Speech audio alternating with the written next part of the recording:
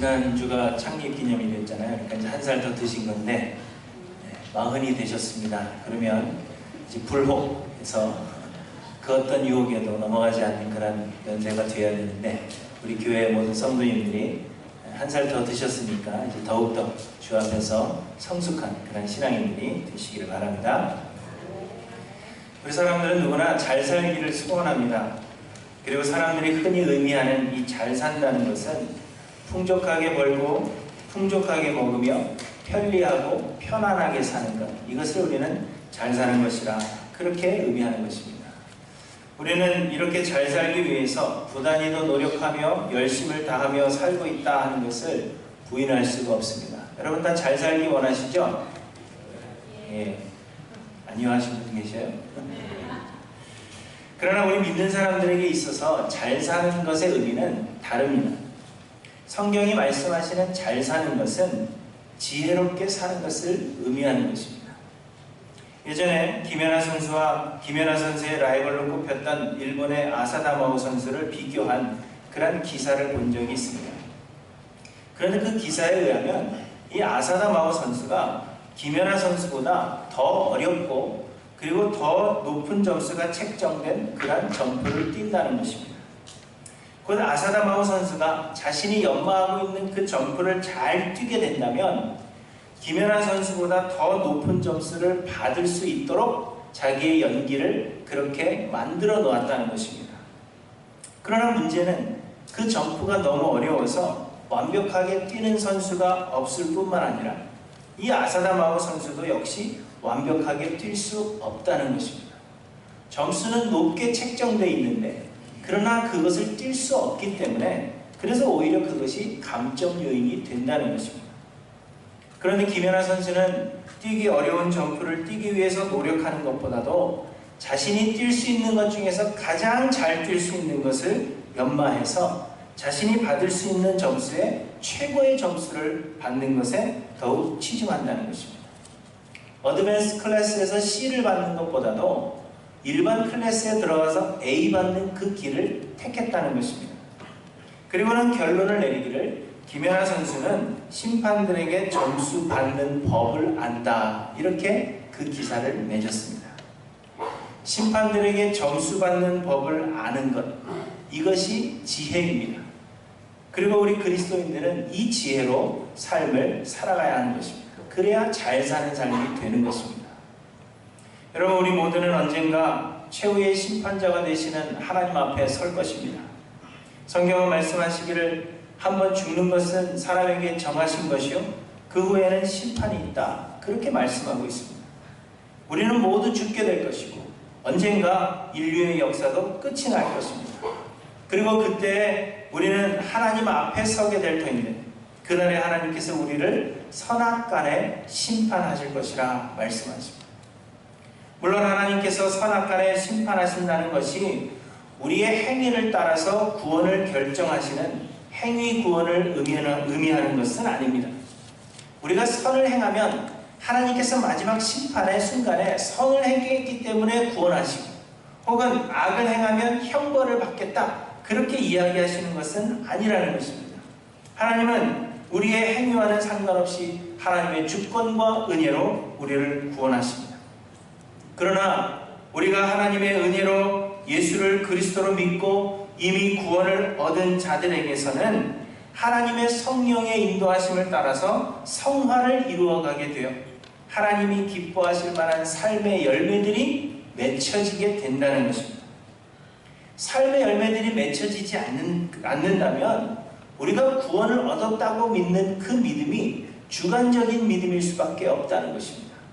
나는 그렇게 믿고 있지만 하나님 나라에 가서 하나님 앞에 서는 그 순간에 하나님께서 나는 너를 모른다, 그렇게 말씀하실 수 있다는 것입니다. 우리가 구원을 얻었다면, 은혜로 구원을 얻었다면 성령의 열매가 우리 가운데 맺혀지게 되며 우리는 그 열매를 확인하며 살아가야 하는 것입니다.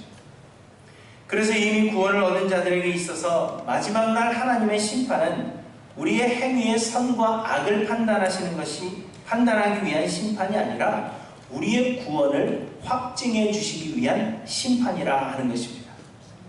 우리의 삶에 맺혀진 삶의 열매들을 하나님께서 보여주시면서 보아라, 구원의 열매가 여기 있다. 너희에게서 그 구원의 열매가 이렇게 맺혀졌다. 그렇게 확증해 주시는 것이 믿는 자들에게 있어서의 최후의 심판인 것입니다. 요한복음 3장에 보시면 그를 믿는 자는 심판을 받지 아니하는 것이요 믿지 아니하는 자는 하나님의 독생자의 이름을 믿지 아니함으로 벌써 심판을 받은 것이니라 이렇게 말씀하십니다. 하나님의 심판은 우리의 믿음에 따라 이미 정해진 것이지만 하나님의 마지막 심판의 때에 우리는 이를 분명하게 알게 될 것입니다. 그렇기 때문에 세상을 지혜롭게 사는 자들은 마지막 심판의 때를 준비하며 하나님께서 기뻐하실 만한 그 열매가 내 삶에 맺혀지고 있는가, 그것을 돌아보는 삶이 지혜로운 삶이라 하는 것입니다. 내가 곧 하나님 앞에 서게 될 터인데 그때에 하나님께서 나의 구원을 확증해 주실 그 아름다운 열매를 내 삶을 통해서 맺어가고 있는가, 이것을 확인하는 삶이 지혜로운 삶이라 하는 것입니다. 그저 이 땅에서 남들보다 조금 더 잘 먹고 조금 더 편안하게 좋은 것 누리며 사는 것을 잘 사는 것이라 그렇게 생각하지 않고 최후의 심판자가 되시는 하나님께서 기뻐하실 만한 일이 무엇인지를 알아서 지혜롭게 사는 것, 그 열매를 위해서 살아가는 것, 그것이 곧 잘 사는 것이라 하는 것입니다. 그래서 성경은 여호와를 경외하는 것이 지혜의 근본이요 거룩하신 자를 아는 것이 명철이니라 이렇게 말씀하고 있는 것입니다. 사랑하는 성도 여러분, 여러분 잘 살고 있다 생각하십니까? 물질의 풍요로움이 잘 사는 것이 아니라면 여러분은 무엇으로 이 세상을 잘 살아가고 있다, 나는 잘 살고 있다, 그렇게 증명하실 수 있겠습니다. 우리는 하나님의 심판대 앞에 설 준비가 되어 있는지 우리 자신을 돌아봐야 할 것입니다. 오늘 보면은 어떻게 사는 것이 지혜롭게 사는 것인지 몇 가지의 예를 들어서 우리에게 설명해 주고 계십니다. 바라기는 오늘 말씀을 통해서 우리 모두가 세상의 풍요로움을 쫓아서 사는 것이 아니라 지혜롭게 살아서 마지막 날 하나님의 그 심판대 앞에 설 때 착하고 충성된 종이라 칭찬받으며 또 잘 살았다 그렇게 인정받으시는 저와 여러분들이 되시기를 바랍니다. 첫째로 지혜롭게 사는 것은 남을 배려하며 사는 것입니다. 내 마음대로 내 뜻대로 나를 위해서 사는 것이 아니라 다른 사람을 배려하며 사는 것이 지혜로운 것입니다. 오늘 본문에서 제일 먼저 말씀하시는 규례는 형제의 소나 양이 길 잃은 것을 보거든 그것을 못 본 채 하지 말고 소나 양을 끌어다가 형제에게 전해주라는 것입니다. 여기서 형제는 다 아시겠죠? 친형제를 의미하는 것이 아니라 이스라엘 백성들을 의미하는 것입니다. 누군가의 소나 양이 길을 잃어서 길에 나와 있는 것을 보았는데 알아서 찾아가겠지 혹은 찾으러 오겠지 그렇게 생각하지 말고 주인을 찾아주라는 것입니다. 내 일도 아닌데 내 것도 아닌데 그렇게 생각하고 지나칠 것이 아니라 그 주인을 찾아줘야 한다 하는 것입니다. 만약 주인의 집이 멀거나 혹은 누구의 것인지 알지 못할 때에는 자신의 집에다 데려다 놓고 찾으러 올 때까지 잘 보살피라 그렇게 말씀하고 있는 것입니다. 소나 양뿐만이 아니라 나귀도 그러하고 옷도 그리하고 형제가 잃어버린 것은 무엇이든지 간에 못 본 채 하지 말고 그것을 돌려주어야 한다 그렇게 말씀하고 있습니다. 여러분 복음서에서 보시면 어떤 율법사가 예수님께 나와서 묻기를 율법 중에서 어느 계명이 가장 크니까 이렇게 묻습니다. 그러자 예수님께서 대답하시기를 내 마음을 다하고 목숨을 다하고 뜻을 다하여 주 너희 하나님을 사랑하라 하셨으니 이것이 크고 첫째 되는 계명이요 둘째도 그와 같으니 내 이웃을 내 자신같이 사랑하라 하셨으니 이 두 계명이 온 율법과 선지자의 강령이니라 이렇게 말씀하십니다. 이 가장 큰 계명을 첫째와 둘째로 나누신 것은 첫째가 더 중요하고 둘째는 좀 덜 중요하다 그렇게 말씀하시는 것이 아니라 첫째가 선행되게 되면 둘째는 뒤따라온다 하는 의미로 이 두 계명이 하나라 하는 것을 말씀해 주는 겁니다. 첫째가 있고 둘째가 있어서 첫째는 크고 둘째는 좀 덜 크고 이것이 아니라 첫째가 선행되면 둘째는 자동으로 따라오게 되는 것이라 결코 뗄 수 없는 그러한 하나와 같은 법이라 그렇게 말씀하고 있는 것입니다. 우리가 하나님을 사랑한다고 하면 우리의 이웃을 사랑하지 않을 수 없는 것이요, 이웃사랑을 통해서 하나님을 사랑한다는 것의 증거가 되는 것입니다. 그래서 요한일서 4장에 보시면 누구든지 하나님을 사랑하노라 하고 그 형제를 미워하면 이는 거짓말하는 자니 보는 바 그 형제를 사랑하지 아니하는 자는 보지 못하는 바 하나님을 사랑할 수 없느니라, 이렇게 말씀하십니다. 그런데 문제는 우리가 형제를 사랑하되 적극적으로 사랑하지 않는다는 것입니다. 그건 우리는 많은 경우에 형제에 대하여 악한 감정을 품지 않거나 혹은 내가 형제에게 아무런 피해를 입히지 않았다 하면 우리는 그것으로 괜찮다, 그렇게 생각하는 것입니다. 내가 형제를 미워하지 않으면, 그런 마음을 품지 않으면 그것으로 충분하다, 그렇게 생각하는 것입니다. 그러나 여러분, 사랑의 반대말은 뭔지 아시죠? 미움이 아니라 무관심이라 하는 그런 이야기가 있죠. 하나님은 우리가 형제를 사랑하되 미워하지 않거나 피해를 입히지 않는 것을 넘어서 그 형제를 배려하는 사랑을 하기 원하신다 하는 것입니다. 예수님은 선한 사마리아인의 비유를 통해서 우리가 어떻게 이웃을 사랑해야 할 것인지에 대해서 말씀하십니다. 어느 사람이 여리고로 가는 중에 강도를 만나 거반 죽게 되었습니다. 마침 제사장이 그 길을 지나가다가 그를 보고 피하여 지나가, 레위인도 역시 그를 보고는 피하여 지나갔습니다. 유대인의 해석으로는 제사장과 레위인의 행위는 죄가 되지 않는 것입니다. 아무런 문제가 될 것이 아닙니다. 그러나 예수님은 그것이 이웃을 사랑하는 것이 결코 아니며 하나님이 주신 계명을 지키는 것이 결코 아니라, 그렇게 말씀하셨습니다. 또한 마태복음에 보시면 마지막 날 하나님께서 세상을 심판하실 때 양과 염소를 구분하신다 하는 비유를 우리에게 말씀하십니다. 하나님은 왼쪽의 염소들에게 이렇게 말씀하십니다. 저주를 받은 자들아, 나를 떠나 마귀와 그 사자들을 위하여 예비된 영원한 불에 들어가라.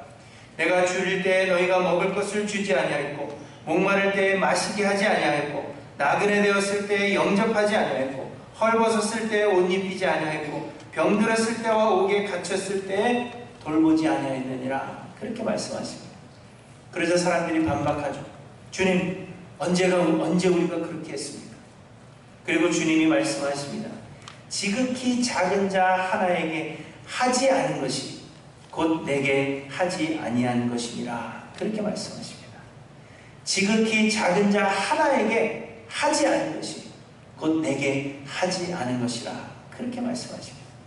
그렇다면 여러분, 내가 내 이웃을 내 몸과 같이 사랑한다, 내 몸과 같이 적극적으로 그렇게 사랑한다, 여러분 고백하실 수 있는지 여러분의 삶의 모습을 돌아보시기를 바랍니다. 우리가 적극적으로 사랑하려면 형제의 마음을 알아야 합니다. 소나 양이나 혹은 그 외의 것을 잃어버린 자의 그 마음이 어떠할지를 생각한다면 적극적으로 사랑할 수 있다는 것입니다. 내 감정과 내 느낌을 중요하게 생각하는 사람은 어린아이와 같은 사람입니다. 전혀 성숙하지 못한 사람입니다.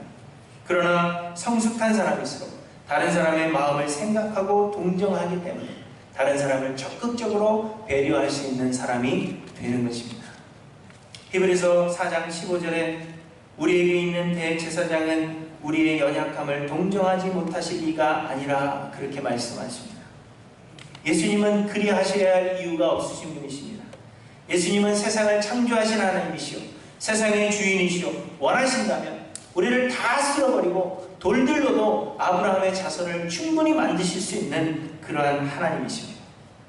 그럼에도 불구하고 예수님은 우리의 연약함을 동정하시고 곧 우리의 그 마음 약한 것을 하나님께서 아시고 우리의 마음에 연약하여서 스스로 우리를 구원할 수 없다는 우리의 이 불쌍한 상황을 예수 그리스도께서 아시고 그 마음에 동정하사 우리를 불쌍히 여기시고 우리를 위해 십자가를 지신 것입니다. 예수님의 그 배려하는 사랑이 없었다면, 적극적인 사랑이 아니라 그저 피해 입히지 않는 것만을 생각하시는 그러한 사랑이었다면 우리는 구원을 얻지 못하였을 것입니다.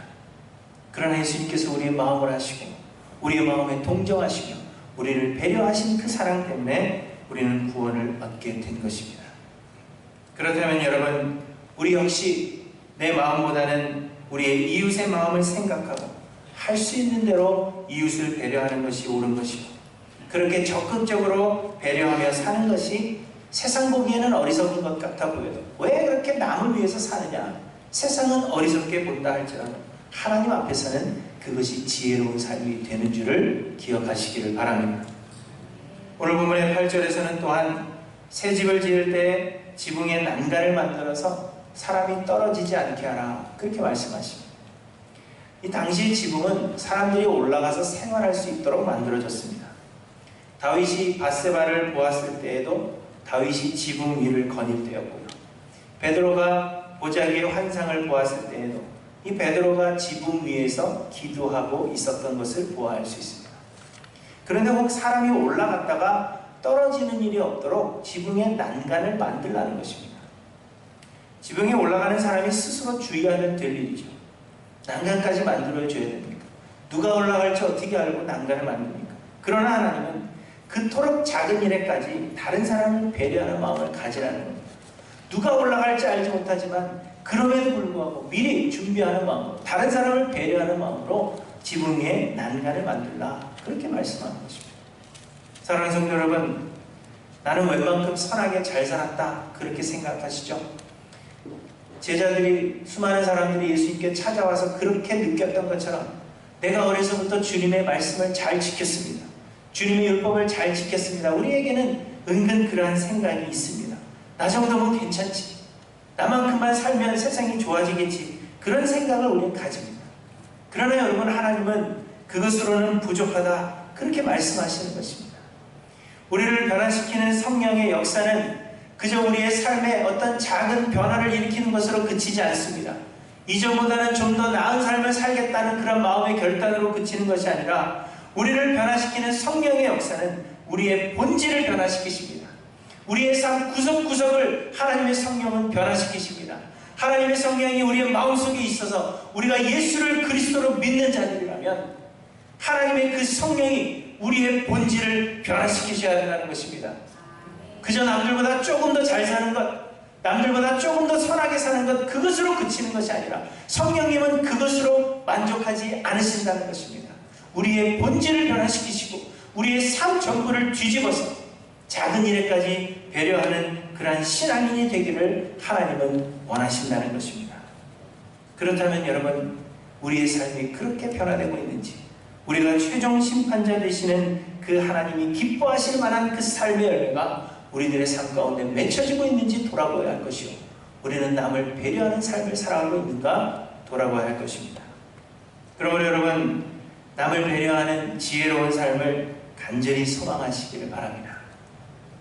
우리 중에는 우리가 흔하게 먹을 수 있는 것을 먹지 못하는 사람들도 있고요, 우리가 쉽게 가질 수 있는 것을 가질 수 없는 그러한 사람들도 있습니다.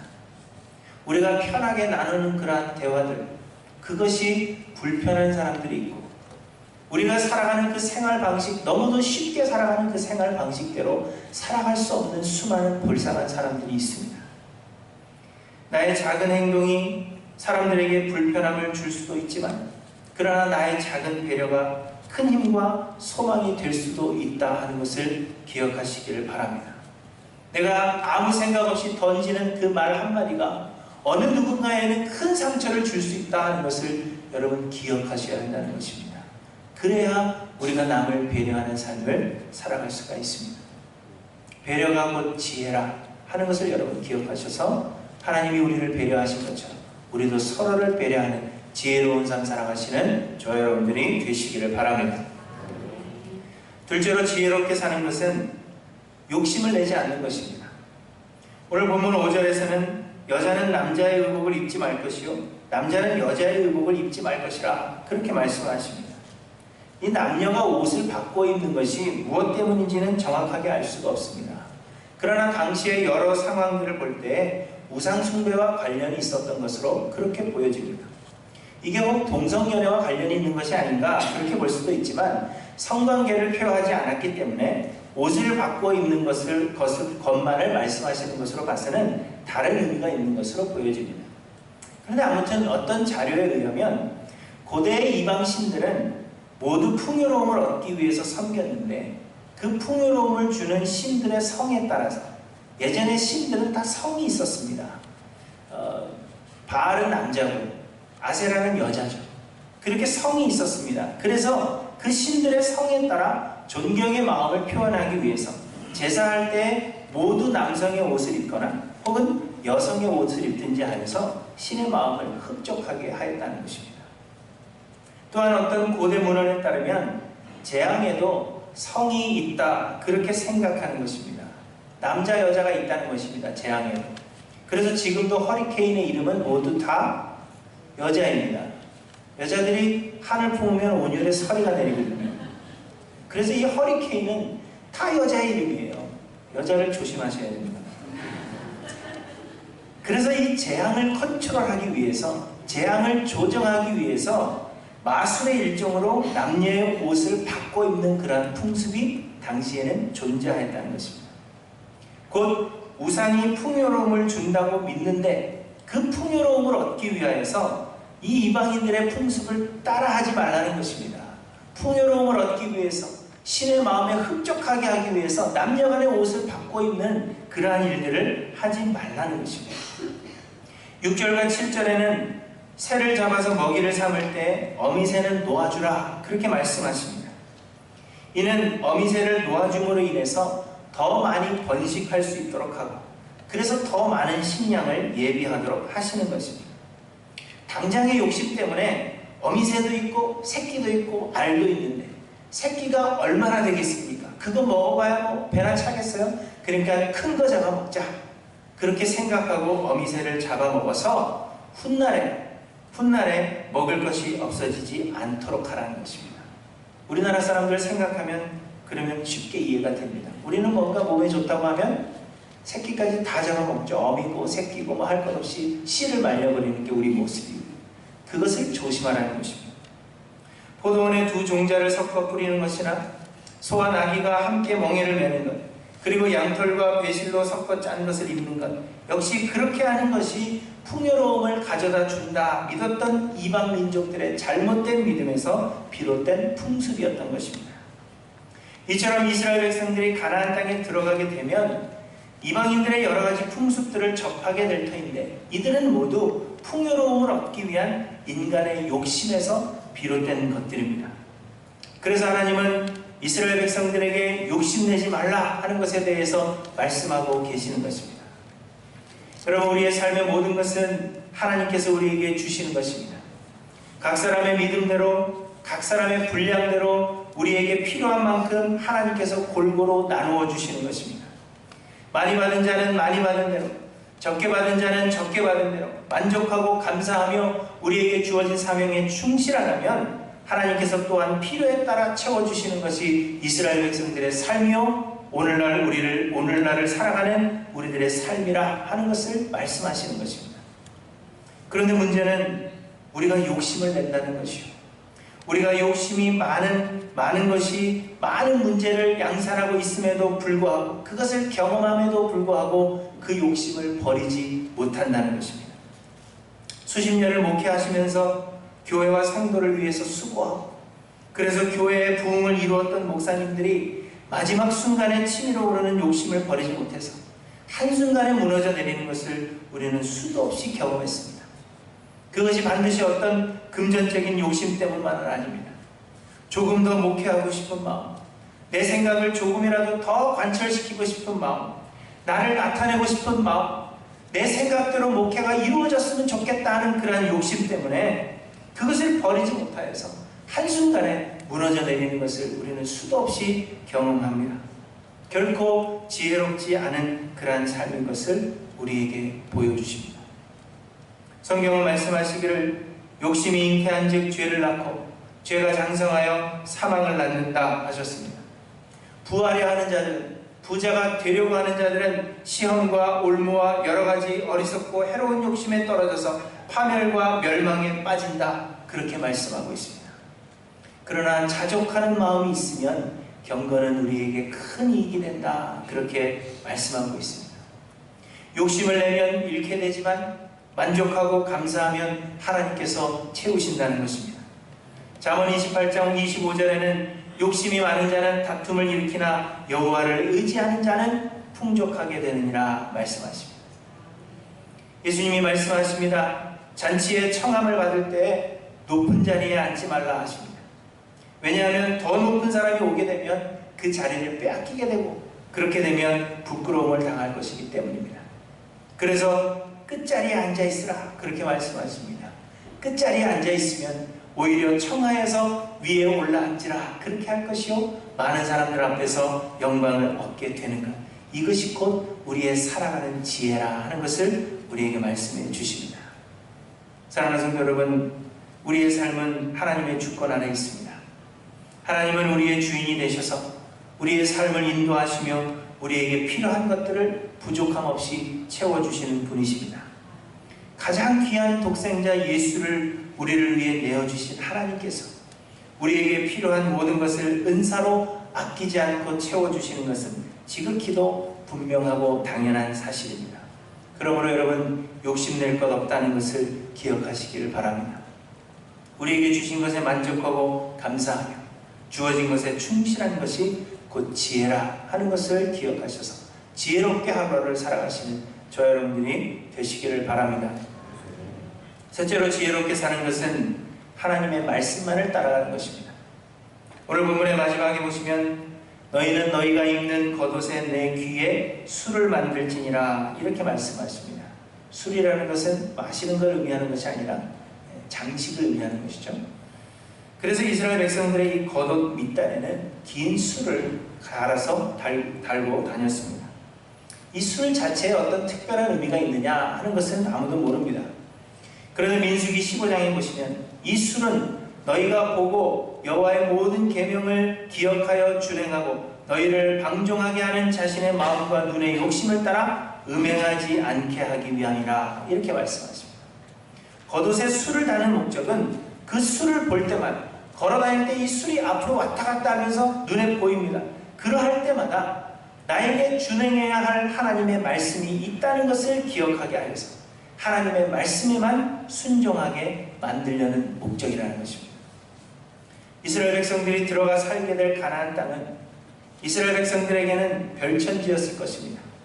눈에 보기에 좋은 것들이 즐비하고 따라가고 싶은 그러한 유혹이 넘쳐나는 것이 가나안 땅입니다.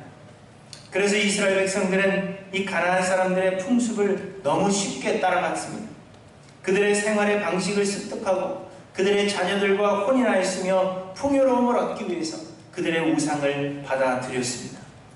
이스라엘 백성들은 그렇게 세상에 적응하며 사는 것, 새로운 환경에 빨리빨리 적응하며 사는 것이 세상에서 잘 살 수 있는 삶의 지혜라 그렇게 생각했겠지만 결국 그들은 하나님을 멀리하게 되었으며 파멸의 길에 이르게 되었다 하는 것을 우리는 보게 됩니다.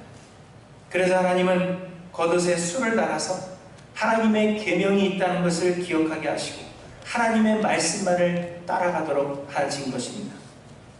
사랑하는 성도 여러분, 이 세상에는 우리에게 지혜를 줄 만큼 탐스러운 것들이 많이 존재합니다. 그러나 여러분, 지혜는 오직 하나님께로부터 오는 것이고 하나님의 말씀만을 따라가는 것이 곧 지혜라 하는 것을 기억하시기를 바랍니다. 세상에 좋아 보이는 것들이 너무나도 많고 우리를 유혹하는 것들이 많고 그것에 적응하는 것이 지혜인 것처럼 세상은 우리들에게 가르친다 할지라도 하나님의 말씀 따라가는 것, 그것이 우리의 삶의 지혜라 하는 것을 마음속에 기억하셔서 한눈 팔지 아니하고 하나님의 말씀에만 집중하시는 저 여러분들이 되시기를 바랍니다. 예수님은 말씀하시기를 내가 곧 길이요 진리요 생명이니 나로 말미암지 않고는 아버지께로 올 자가 없다 하셨습니다. 예수님만이 우리를 영생으로 인도할 유일한 길이 되십니다. 그렇다면 이 좁은 길을 따라가는 것이 우리에게 참된 지혜가 아니고 여러분 무엇이겠습니까? 그런데 하나님의 말씀은 예수 그리스도에 관한 것이요 우리는 말씀을 통해서만 예수 그리스도를 만날 수 있는 것입니다. 하나님의 말씀에 순종하는 것이 예수님을 따라가는 길이 되는 것이고 그렇기 때문에 하나님의 말씀만을 따라가는 것이 영생에 이르게 하는 참된 지혜가 되는 것입니다. 여러분, 무엇을 따라가고 계십니까? 여러분, 어디에서 지혜를 얻을 수 있다 생각하셔서 무엇을 쫓아가고 있으며 여러분의 마음속에 무엇이 이 땅을 살아가는 지혜다 생각하여서 그것을 쫓아가고 있는지 돌아보시기를 바랍니다. 세상이 어리석게 본다 할지라도 하나님의 말씀이 곧 지혜요, 하나님의 말씀에 순종하는 것이 지혜로운 삶이라 기억하시며 하나님의 말씀 따라가는 것이 마지막 심판대 앞에 기쁨으로 서는 길이 된다 하는 것을 여러분 마음속에 기억하시기를 바랍니다.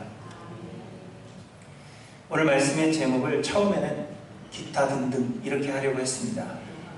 왜냐하면 제가 보는 주석책 중에 하나가 오늘 본문을 이렇게 설명하면서 거기에 제목을 달았는데 miscellaneous 이렇게 되어 있습니다. miscellaneous 발음 좋죠? 이것을 번역하면 기타 등등입니다. 이 말은 오늘 본문에 나온 이 규례들이 우상 숭배하지 말라, 살인하지 말라 하는 것과 같은 이런 굵직굵직하고 중요한 규례들이 아니라 곧 어기면 돌에 맞아 죽는 그런 아주 중요한 규례가 아니라 그저 쉽게 지나쳐버리기가 쉽고 그다지 중요하게 생각하지 않은 작은 것들을 모아놓은 그런 짜투리 규례와 같은 것들이라 하는 것입니다. 그래서 이것을 miscellaneous, 기타 등등 이렇게 제목을 지어놓은 것입니다. 생각해보세요. 잃어버린 소나 양의 주인을 찾아주려고 했지만 길에서 아무도 나를 본 사람이 없습니다. 그냥 지나치면 아무도 모르는 것입니다. 소나 양이 가서 옆집에 아무개가 나를 봤는데 뭐 그렇게 이야기하겠습니까? 상관없는 것이죠. 어미새를 잡아먹는 것, 어미새를 놓아주는 것 역시 닭 잡아먹고 오리발 내밀면 되는 겁니다. 그렇죠? 어린 새인 줄 알았는데 상당히 컸네요.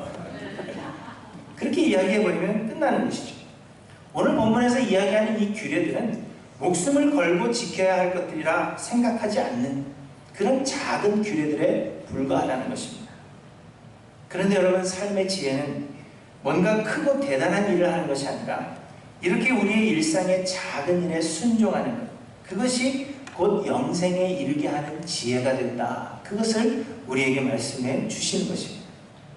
여러분, 큰 거 한 건에서 천국 티켓 따겠다, 그런 헛된 생각을 버리시라는 겁니다. 하나님이 보실 만한, 하나님이 인정하실 만한, 또 세상에 이름을 낼 만한 어떤 큰 일을 한번 해서 한 $10,000불씩 헌금 팍 하고 어느 선교지에 교회 딱 지어서 누구누구의 이름으로 교회를 지었습니다. 이런 거 큰 거 한 건에서 천국 티켓을 따겠다, 그렇게 마음에 생각하지 마시라는 것입니다. 매일의 일상의 작은 일들 속에서 매일매일 만나는 사람들, 그러나 내가 만나고 나면 잊어버릴 사람, 이름도 알지 못하는 그런 사람을 위해서 배려해주는 이러한 작은 삶들을 통해서 하나님께 영광을 돌리는 것이 오히려 하나님이 기뻐하시는 지혜로운 삶이라 하는 것을 말씀해 주시는 것입니다. 고난이도의 점프를 뛰는 것이 문제가 아니라 내가 할 수 있는 것 중에 최상의 것을 해내는 것, 하나님께서 나에게 주어주신 오늘의 일상에서 하나도 빠짐없이 신실하게 하루하루를 살아가며 순간순간을 살아가며 오늘 하루 만나는 그 사람들에게 하나님의 그 사랑을 전하여주는 것, 이것을 통해서 하나님은 기뻐하시며 이것이 세상을 살아가는 참된 지혜라 말씀하시는 것입니다. 작은 일에 충성하는 자들에게 하나님은 많은 것을 맡기시고 주인의 즐거움에 참여하게 하실 것이라 하는 것을 여러분 기억하시기를 바랍니다. 예수께서 가치도 자격도 없는 우리들에게 베푸신 은혜와 사랑을 기억하여서 적극적으로 남을 배려하는 삶을 사시기를 바랍니다. 높은 자리 욕심내지 않으시고 우리를 위해 종의 형체를 입으사 십자가에 달려 죽으시기까지 낮아지신 그 예수를 본받아서 허락하신 것에 만족하고 감사하시는 저 여러분들이 되시기를 바랍니다. 그리고 하나님의 말씀에 순종하심으로 십자가 지신 예수 그리스도를 생각하며 하나님의 말씀만이 내 삶의 등불이라 기억하며 따라가시는 저 여러분들이 되시기를 바랍니다. 그래서 세상의 개념으로 잘 사는 그러한 삶이 아니라 하나님 보시기에 지혜로운 그러한 삶을 살아서 마지막 날 예수 그리스도를 만나는 그날을 우리가 손꼽아 기다리며 예수 그리스도를 만나는 그것이 최종 심판자 되시는 하나님을 만나는 그날이 우리에게 즐거움을 주는, 즐거움으로 주를 맞이하시는 하일랜드교회 모든 성도님들이 되시기를 주님의 이름으로 간절히 축원합니다. 기도하십니다. 하나님 아버지 감사합니다. 우리를 주 예수 구원하여 주셔서 하나님의 자녀 삼아 주시고